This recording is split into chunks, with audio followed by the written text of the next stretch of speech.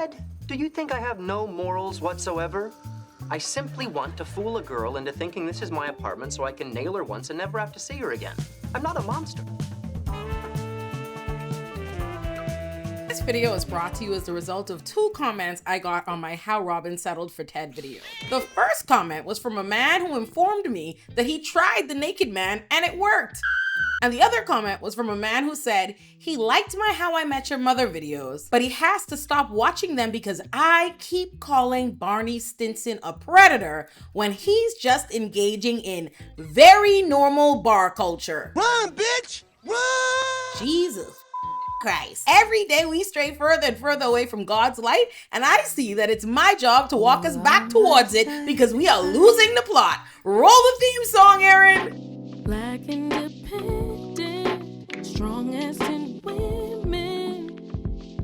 It's Olay, it's Olay, it's Olay, it's Olay now. I know that I'm worth it, so make sure to listen. It's Olay, it's Olay, it's Olay, it's Olay. How I Met Your Mother's Barney Stinson is iconic, due in no small part to Neil Patrick Harris's incredible performance in the role. And Barney Stinson is also a predator. 2 things not only can be true, 2 things are true. There are no ifs, ands, or buts about Barney Stinson being a predator. But before we talk about that, let me first give Neil Patrick Harris and Barney Stinson their respective flowers. I need us to understand the kind of talent that is Neil Patrick Harris. Most actors are not lucky enough to play one career-defining household name sitcom character, let alone 2. Few child stars known for a role are able to transcend that role, let alone supplant it with a fundamentally different character. But Neil Patrick Harris is that.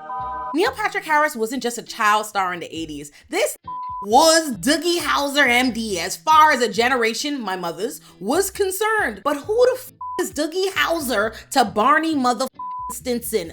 Nobody. Neil Patrick Harris played Doogie Howser from 1989 to 1993 and became synonymous for that award-winning role before taking the role of the iconic, hilarious, well-dressed, a surprisingly generally good friend and misogynist predator Barney Stinson in 2005. And I will always think there's something incredible to be said and applauded about Neil Patrick Harris's performance as Barney. That despite coming out as a gay man in 2006 and being married to David Berko, who played Lily's ex-boyfriend Scooter on the show, straight men and everyone else ate up his performance as a straight male womanizer. I loved that Neil Patrick Harris was able to play a role people would have assumed a gay man could not play, and he knocked that shit out of the park. And I'm sure likely opened up some doors for people. Ted Mosby might be the protagonist in How I Met Your Mother, but Barney Stinson is the star and guaranteed the most recognizable character from the show, even if Marshall is a strong contender for the most beloved. Throughout the series, despite how the series finale pissed much of it away, we see the most character development from Barney, watching him go from a man desperate to anything walking to a man desperate to be a husband to Robin. We get the greatest insight into the childhood and relationship trauma that turned Barney into who he is, because most of Barney's storylines that didn't revolve around trying to manipulate women into sex by nefarious means focused on his backstory and home life. We learned that Barney was raised by a single mother, Loretta Stinson, who refused to tell him who his father was despite his desperate desire to have a relationship with his father. He was a social outcast whose only real companionship was his lion-ass mother and his black half brother Wayne Brady. And the one girlfriend he had left him for a rich older businessman that mocked him for not being a toxic man committed to collecting women as conquests. And we watch Barney work through a lot of that trauma throughout the series. His mom eventually tells him who his father is, they reconnect and have a relationship. Barney becomes an uncle and we get to see the love Barney has for his mother, brother, and nephew, as well as the love he had for Robin. I'd also argue that Barney is the best friend in the group to every member of the group. When Marshall is depressed because Lily left him, it's Barney who secretly flies to California to tell her to go back to Marshall. When Ted starts to give up on himself and his dreams, it's Barney that gets him the greatest opportunity of his career, allowing him to become the youngest architect to design a skyscraper in New York City. When Robin is in danger of getting deported because she can't find a job, it's Barney who creates a video resume for her and gets her a job. But somewhere along the lines, Barney fans lost the plot and started thinking that they can't love Barney, the fictional character, without trying to rehabilitate and dismiss the character flaws he was deliberately written with. Because none of what I just said makes Barney any less of a predator. Which, by the way, is why I don't entertain that theory that maybe Barney wasn't that bad and Ted just tells the stories like that to make him look bad. Because that theory is what people come up with when they cannot reconcile the fact that the predator is also their favorite character on the show. Ted is an unreliable narrator, but I promise you that even if Ted was putting all the sauce in the world on Barney's misdeeds, where there's smoke, there's fire, and even the smallest fraction of any of that being true would make Barney a predator. On top of the fact that in How I Met Your Father, with an entirely different narrator, Barney is still the same. But babes, it's okay. You do not need that theory to absolve Barney. You are allowed to call a spade and still with the character. You were meant to know he was a predator, and you were also meant to feel emotionally attached to the character whose journey you were a part of. It's not like mother be watching Dexter rooting against him. Which brings me to a really important point that I need to get across, because I think it's fundamental to understanding this analysis of Barney and really all my analyses. Every time I make a How I Met Your Mother video analyzing the character's actions in some way, there are always people in the comments who say things like, oh my God, I'm glad I never watched this show. Yanks, they all sound like terrible people. Oh my God, how did anybody watch this? Damn, I'm glad I confirmed my suspicions that this show is bad. And every time I read those comments, I realize that a lot of people fundamentally do not understand what I'm doing in these videos or the point of media and entertainment. And this is the perfect time to set the record straight. I love How I Met Your Mother, okay? I have basically been watching How I Met Your Mother on a loop since it ended over a decade ago. I truly think it's one of TV's best sitcoms that never fails to make me laugh and feel invested in the personal lives of all its protagonists. When I call Ted a romantic terrorist, Robin a pick-me, Lily trifling, or Barney a predator, I am not criticizing the show, nor suggesting that I would have had it any other way. I am analyzing the show that I love and the characters that it comprised of. These people are not my personal friends. They are characters designed to entertain us, educate us, and invoke our emotions. And their flaws are a fundamental part of accomplishing that. Characters are written to have flaws because people have flaws. And that's what gives us rich storylines and dynamics that we can analyze for a decade after the show has ended. That is the beauty of media. When I say I can't stand Ted Mosby, I do not mean that I wish he was different. He needed to be a romantic terrorist and pain in my ass, not only to give us something entertaining to watch, but to provide us lessons we can take away. I appreciate that Robin Scherbatsky is a pick-me because now I have a character that I can point directly to illustrate what a woman who's internalized misogyny behaves like. Similarly, Barney Stinson is a predator, and I wouldn't have written him differently because theoretically, for like me, Barney is an amazing opportunity to show people how rape culture functions and is normalized. Many people have probably heard the term rape culture at some point, but I'm not sure many people know what it means. It refers to the idea that rape and sexual abuse are commonplace and normalized in our communities, as well as media and entertainment, as the result of the community's attitudes and misunderstandings about gender, sexuality, gender roles, and sex. The problem is a lot of you missed the point, which brings me back to the two comments that made me realize that instead of men seeing Barney for what he was and why it was wrong, while still appreciating the brilliance of the character, they instead glorified, excused, and even replicated some of his actions. And that is some scary shit. The first comment was from a man who told me that he tried the naked man and it worked. That comment was left on my video How Robin Settled for Ted because in that video, I took the time to point out that despite the fact that the How I Met Your Mothers repeatedly presented the naked man as a joke, this tactic where a man would find an excuse to get into a woman's apartment so that when she'd leave the room, he would get naked and hope that when she returned, she'd feel pressured to sleep with him.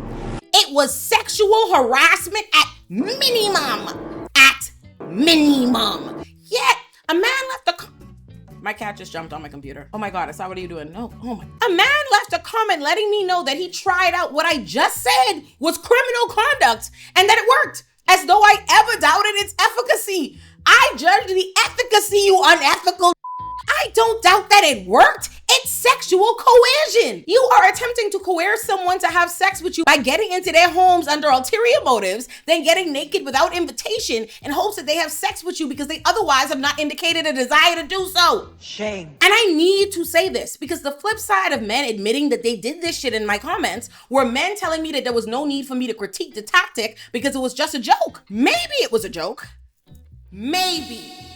maybe the writers intended it as a joke. But the problem with joking about sexual misconduct and predatory behavior without calling it such is that a bunch of men don't process it as something bad they shouldn't do. They see it as a funny tactic to pressure women into having sex. You know, monkey see, monkey do. Which brings me to the second comment I got on that video, which was from a man who said he liked my How I Met Your Mother videos, but he has to stop watching them because I keep calling Barney Stinson a predator when he's just engaging in very normal bar culture. You were so close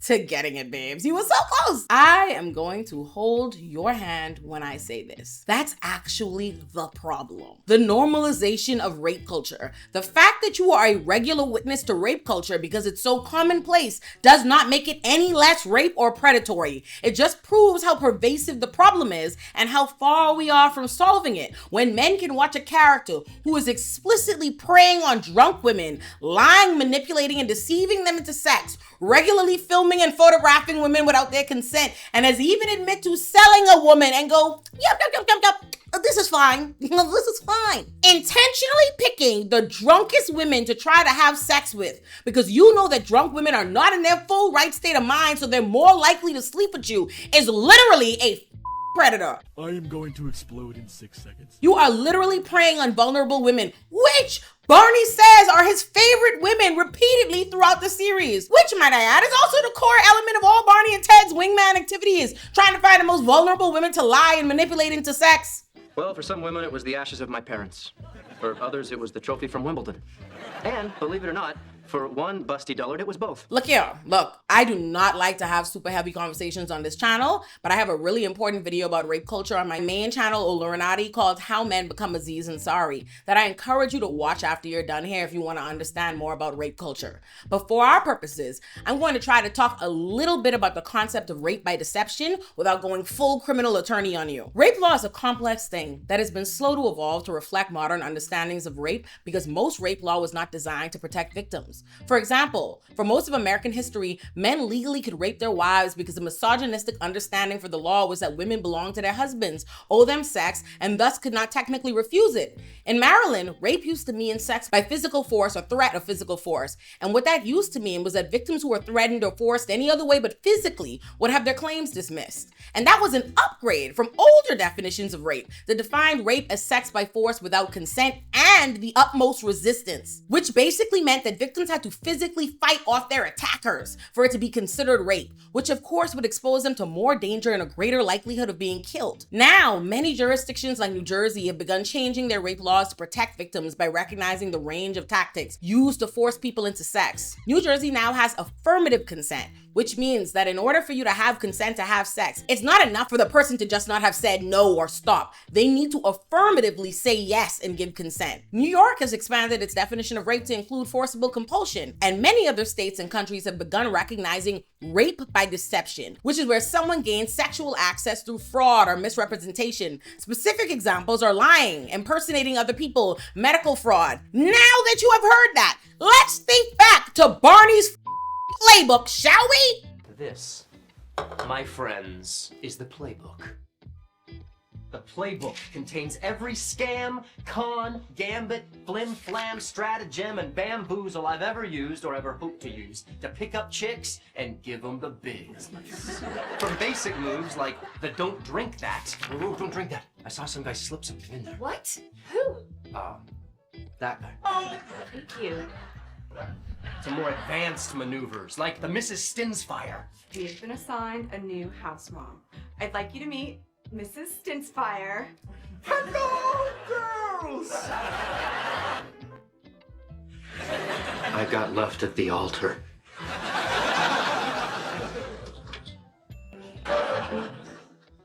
Really? A genie comes out of it? Only if you rub it hard enough. Can I help you? I'm sorry to be the one to tell you this, but my wife is having an affair with your husband. I even found a list of every dirty way they've enjoyed each other's bodies. I wish there was some way we could get back at them. There is. We can kill them.